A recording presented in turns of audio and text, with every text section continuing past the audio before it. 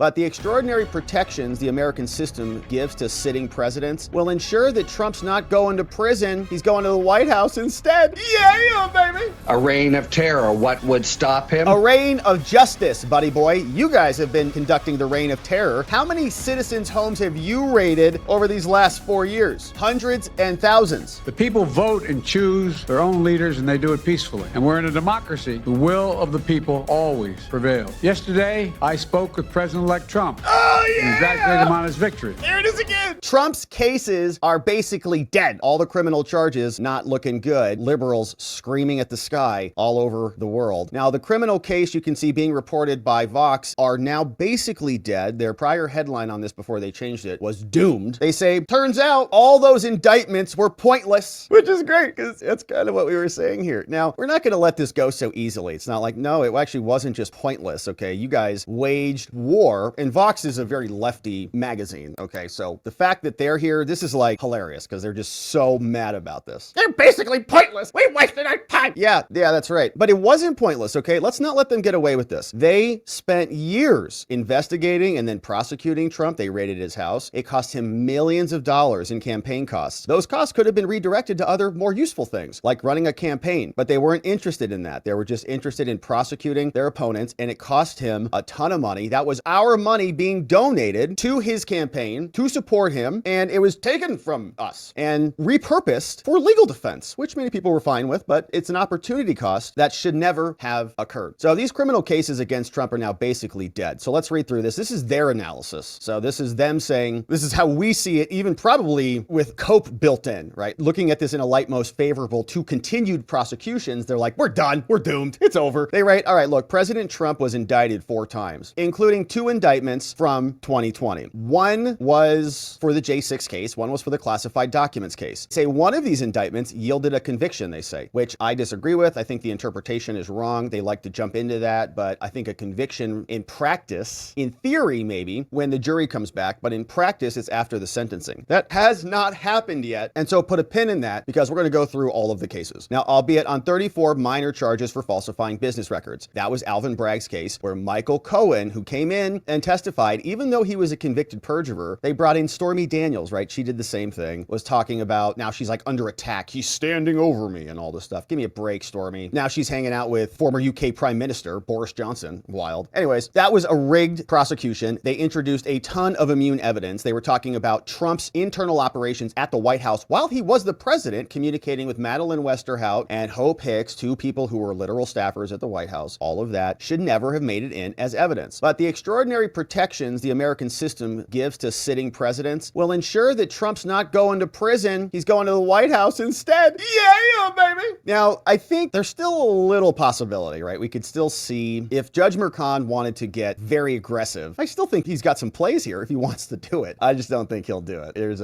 too much momentum going the other way. 2 of the indictments against Trump are federal. Both of those were brought by the illegitimate prosecutor called Jack Smith. And 2 were brought by state prosecutors in New York and Georgia. That's the New York case, and then Fannie Willis. Come back on that one. The federal indictments, one was about J6, the other was a classified document case in Florida, which was dismissed, are the most immediately vulnerable. Well, yeah, because one is definitely gone already. Okay, Jack has lost that one and has been declared illegitimate and has been declared to have been a recipient of tens of millions of dollars of money that were never appropriated to him, according to one federal judge. That's on appeal. That's his job to get that reversed. So that case is basically done anyways. Once Trump becomes president, he will have full command and control over the DOJ and can simply order it to drop all federal charges against him. Once he does, those cases simply go away. All right, that's a little too easy though. Okay, there's a lot more complexity to that. Now, the White House does have a long-standing norm of non-interference with criminal prosecutions. Yeah, but this norm is nothing more than that. A voluntary limit that past presidents placed on their own exercise. Now, as president, Trump is under no constitutional obligation to obey this. He nominates the attorney general. He can fire them at any time. And again, he's not even going to need to do this because they've already told us they're going to unwind those cases. Now, indeed, Trump is reportedly considering Eileen Cannon, a judge who has consistently, they say, tried to sabotage the prosecutions of Trump. No, Jack Smith was illegitimate, guys. Cannon, who oversees Trump's federal classified documents trial, even tried to disrupt their investigation before he was indicted because the raid was illegal. So they say the fate of the state charges is a little more uncertain, in large part because there's never been a state indictment of a sitting president before until Trump. They did it twice. It is highly unlikely that the state prosecutions can move forward, however, at least until Trump leaves office. Yes. On the federal level, the DOJ has long maintained it cannot indict a sitting president for a variety of practical reasons. He is the executive branch, right? He can't indict himself unless he wants to. The burden of defending against criminal charges would diminish the president's ability to do their own job. Yeah, it'd be the president is indicting himself. That's how our structure works. And that's like dividing by zero. It's obviously lunacy. Additionally, if the president were incarcerated, that would make it physically impossible for him to carry out his duties. Okay, so it's a public policy position? Yeah, right. There's little doubt that the current Supreme Court, which recently held that Trump is immune, would embrace the Justice Department's reasoning. The court's decision in Trump versus United States, the immunity case, rested on the Republican justice's belief, or let's say the Constitution's belief, that just like everybody else, like Congress and the courts, the executive is entitled to immunity. Every other DOJ has believed that, and nobody got prosecuted until this current era when these lunatics got in charge. If a president could be indicted for official actions taken in office, well, then he couldn't do his job. Like, you elect the president, you say, hey, these are your jobs and your roles and responsibilities. Here's your job description. Where do you find it? Oh, it's in the Constitution. Oh, it's right here. Okay, great. So I'm going to do all these things. Oh, you did that? Yeah. Indictment. What? You just elected me to do it. Too bad you're indicted. Why? Well, Fannie Willis said so. Oh, in that case, you're right, because Fannie said so. These same practical considerations would apply with equal force to a state prosecution. There's also one other reason why a constitutional limit on state indictments would make sense as well. In other words, they'd extend this to Fannie and Bragg. Without such a limit, a state led by the president's political enemies could potentially bring frivolous criminal charges against the president. Oh, like Fannie and Tish. This argument may not seem particularly compelling when applied to a convicted criminal like Trump. He hasn't been sentenced yet. Imagine if Ron DeSantis tried to imprison Biden. He's like, imagine. Like, that'd be crazy. Or if the state of Mississippi had indicted Lyndon Johnson to punish him for civil rights legislation, right? That'd be crazy. But they did it here. He's like,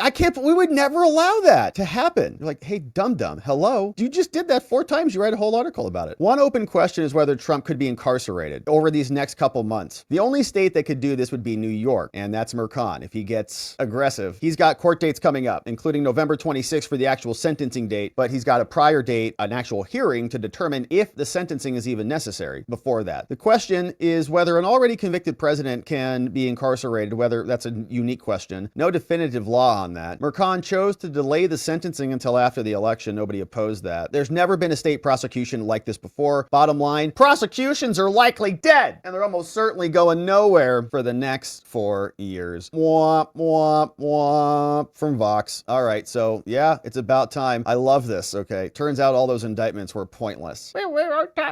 They expended so much energy and so much enthusiasm. All their eggs were in this indictment basket. Hey, we're going to get him. Finally, he's going to jail. But here is some more. So where does the New York sentencing stand? Fox News has an update. They say following his massive victory, Trump is still scheduled for sentencing in his criminal case later this month. He was found guilty of those counts, right? Which is the right way to phrase it. Yeah, he was found guilty, but other people say he was convicted. He hasn't been sentenced yet. Trump is scheduled for sentencing on November 26th. Already been a 4-month delay, but we are going to have another decision on November 12th. Trump's lawyers had asked Mercan to overturn the guilty verdict because of immunity, because in that trial, there was a bunch of immune evidence. There was testimony from people who worked with Trump at the White House about what they were doing inside the White House. Clearly immune. He's allowed to have all of those conversations shielded by the Supreme Court, and they used it as evidence. Can't do that. So he's expected to rule by November 12th. Fox News' team says a normal judge would dismiss this case, and then the DA would have to decide what, if anything, remains. He could rebring the case after the fact. But Judge Mercan has shown himself he's not ordinary. He's very corrupt, in my opinion. And so the catch-22 here is if he was normal, he'd dismiss it, but he's not normal at all. So he'll probably deny it, says this guy. I don't know. Because it's an immunity claim, that gives Trump's defense team the legal right to immediately appeal this, and of course they will. Stimson said that even if Mercan denies the claim, the president-elect would not face incarceration. He says the judge gets to sentence him, but even then, the DOJ would say, nope, sorry, look, supremacy clause, you can't impose a criminal sentence, especially incarceration of a sitting sitting president. He's not the sitting president yet, but they'll say he's in the process of transitioning, and so those same powers should apply to him. And so in that case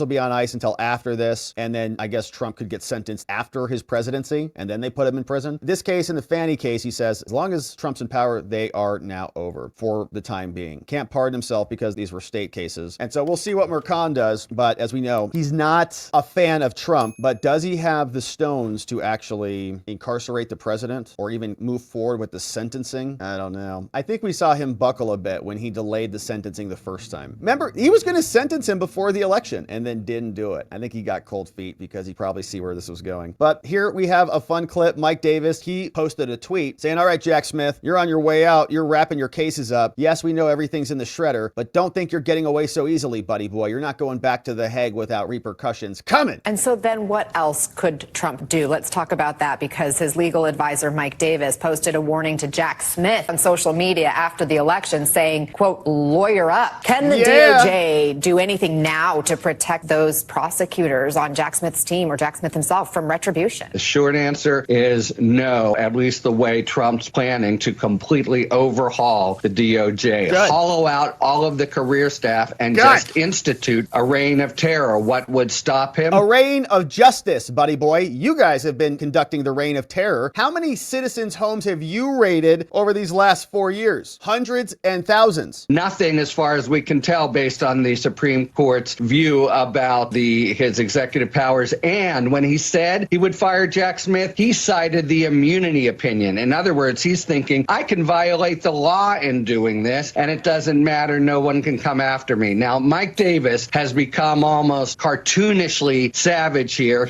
Watch it, buddy boy. It's not savage. If you guys can prosecute Trump for made-up charges like falsifying business records and for RICO charges for an alternate electors plan in Georgia, if you can make up charges for documents that were his because he was the president and raid his house, we can investigate Jack Smith for his tens of millions of dollars of thievery and his billions of dollars of damage to the American political system. Talked about really a total blood in the streets kind of war of retribution. I think the important point to notice, for starters, when the federal government trains its resources on you, it is ruinous, even if there's nothing there. Davis specifically talks about the financial. What did he just say? When the federal government trains its eyes on you, it is ruinous? Yeah, that's the point. Cost. People who have to lawyer up. Jack Smith has been a public servant all his life, and there's no real issue that he's committed any crimes, but there's nothing to stop a corrupt, in the sense of not going after the merits, like DOJ from forcing him to have a lawyer, defend himself in court, and it can be ruinous even if they don't ultimately succeed. This is the most concrete, scary sign to date that a democratic rule of law in the Department of Justice is about to be completely bulldozed and become a tool of autocracy for Donald Trump and petty revenge. Zero self-awareness at all. None. Just described literally what they've been doing for the last 4 years. They weaponized the DOJ to go after Trump. And now, after a federal judge has dismissed it, Clarence Thomas is also intimating that they don't have this power to do what Jack Smith did, to do what they did. They made up the cases to try to take out Trump, and now elections have consequences, and no one is above the law. Now, something interesting is happening. Remember, they kept telling us that Trump is like Adolf Hitler, he's a fascist, he's a Nazi, his supporters are garbage. Joe Scarborough, I think, called us reductivists or something for being concerned about food prices. It's been an onslaught of insult and condescension for the last 4 years. And if you don't have 37 pronouns in your name and want to, do something to your kids, well, you're a bigot. Well, we're tired of that type of stuff. And all of that lecture from them is now begging the question, are they just going to hand the car keys of the country over to President Trump? I mean, they told us that he was going to end democracy. He was the greatest threat to American democracy since the Civil War, forgetting about Pearl Harbor and forgetting about 9/11 and everything else. J6. All right, so hey, Karine, what is your take? Are you guys going to just leave? Does the president still stand by his description of the former president, now president-elect, as an existential threat to democracy? I don't have anything else to share beyond what I said. The president believes, when he said it at the time, he believes he had an obligation to be honest with the American people. I laid out what former staffers of the former president said. We're talking about John Kelly, former chief of staff. We're talking about the former defense secretary. They were very clear. And we also heard words that the president-elect said, enemy within, going after people who disagree with him. And so the president is always, always going to be very honest with the American people. I don't have anything else to share beyond that. Look, we are being very clear here, right? The outcome was not what we wanted, and the American people have made a decision, and we want to respect. We want to respect the decision that the American people have made, and we are going to make sure that the American people get what they deserve, which is a peaceful transfer of power. And we're going to